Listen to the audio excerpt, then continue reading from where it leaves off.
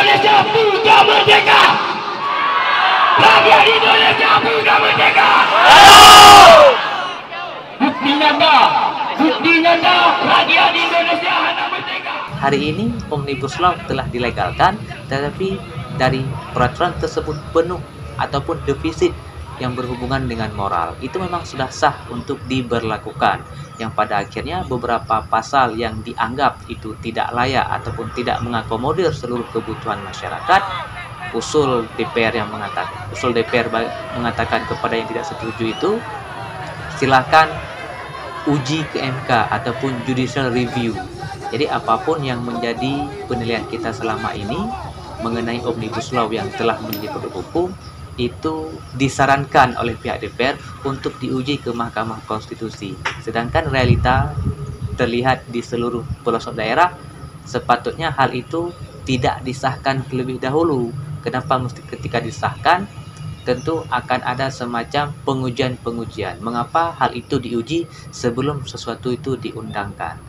Jadi yang pada akhirnya landasan utama yang pernah mereka sampaikan dengan apa yang termaktub di dalam beberapa pasal yang telah menjadi undang-undang itu sangat paradoksalitas dengan unsur yang namanya demokrasi untuk rakyat secara total.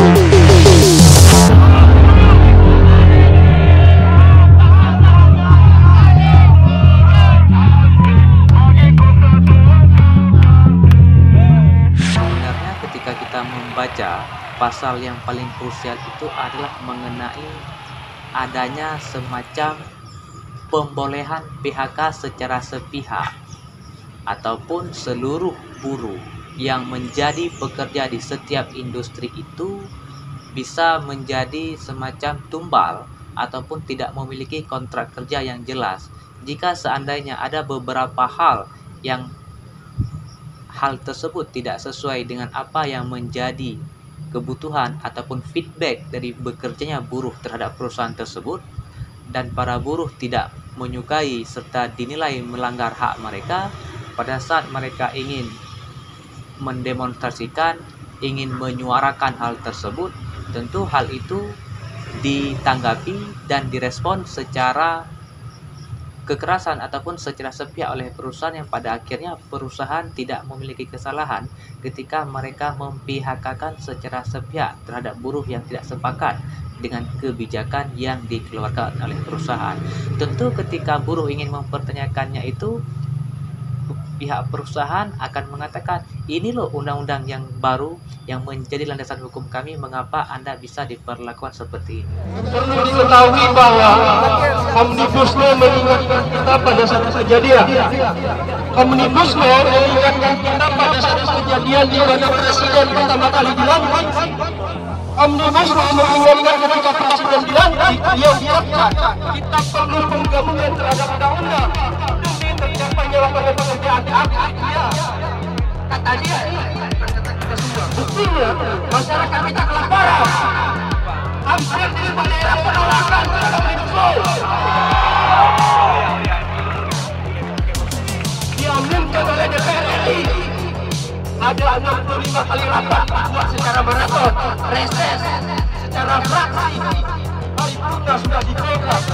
Pak, percayalah, kalau berbagai daerah ada penolakan, bukan tidak mungkin negara ini perlu perubahan total. Revolusi semangat.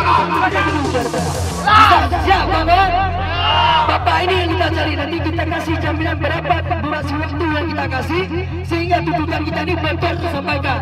Jika memang tidak, kita akan kembali lagi di sini. Daripada kita tunggu orang yang kita tunggu memang nggak akan datang. Betul kan, Pak? Semangat. Kita ulangi, kawan-kawan. Mohon tunggu dulu, kawan-kawan. Bismillahirrahmanirrahim. Poin tuntutan yang pertama, mendesak Presiden untuk mengeluarkan Perpu pembatalan atau pencabutan terhadap pengesahan UU Omnibus Law Cipta Kerja.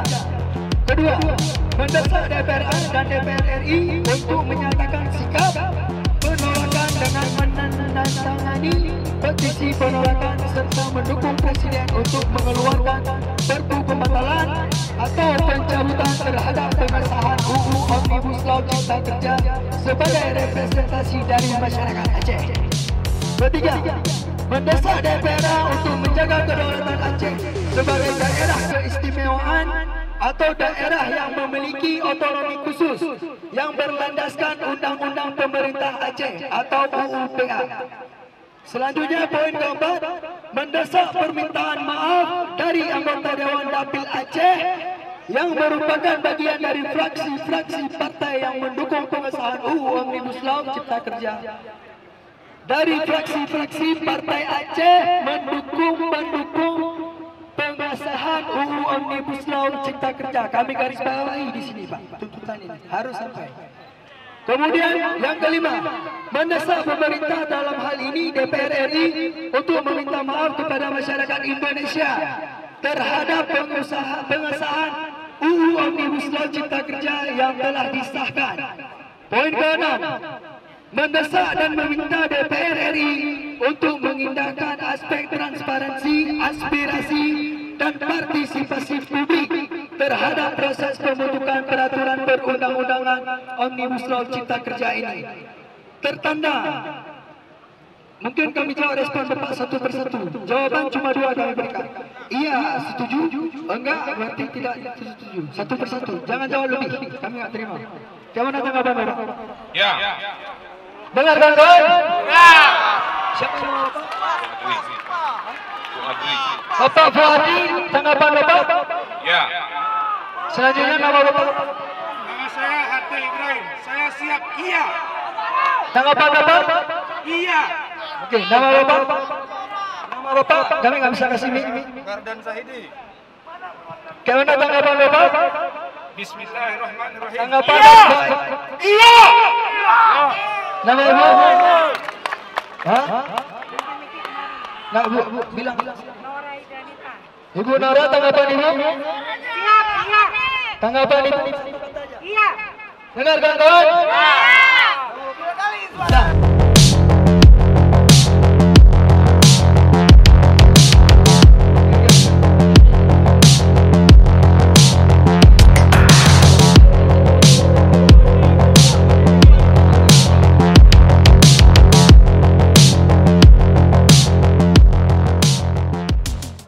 Jadi secara historis, melihat undang-undang ini disahkan, terutama bagi para buruh, bagi teman-teman yang memiliki tanah adat ataupun warga proletar itu, saya teringat dengan satu kisah Marsinah, salah seorang buruh PT Jam Arloji di Surabaya itu, yang dia menyuarakan upah gaji mereka yang sangat tidak sesuai dengan jam kerja yang dibebankan kepada mereka.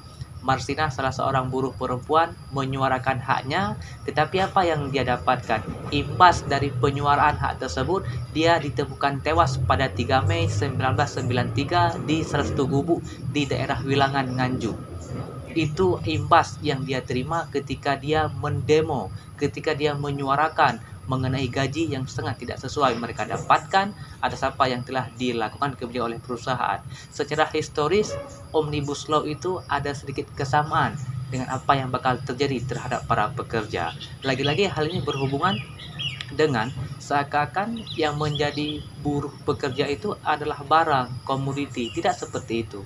Mereka juga manusia. Sedangkan semua orang mengetahui dalam pasal kelima Pancasila itu ada frasa yang berbunyi keadilan sosial bagi seluruh rakyat Indonesia. Hari ini secara tidak langsung Omnibus Law itu menghancurkan ataupun menginjak-injak pasal yang ada ataupun sila kelima dari Pancasila tersebut.